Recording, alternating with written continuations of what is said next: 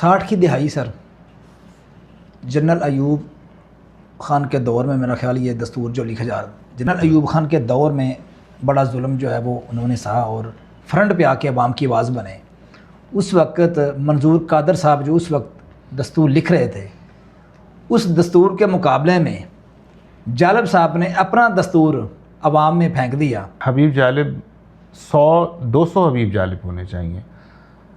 और ये बदकिस्मती हमारी कि दूर तलक जो है वो अंधेरा है, तारीकी है। और हबीब जालिब जैसे शख्सियत को, हबीब जालिब के काम को नौजवानों से दूर रखने की वो साजिशें, वो कोशिशें आज भी जारी हैं।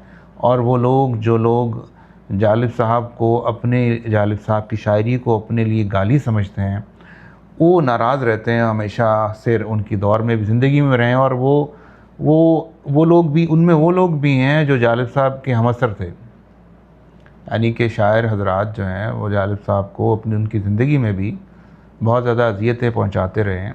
और उनमें वो लोग भी रहे हैं शामिल।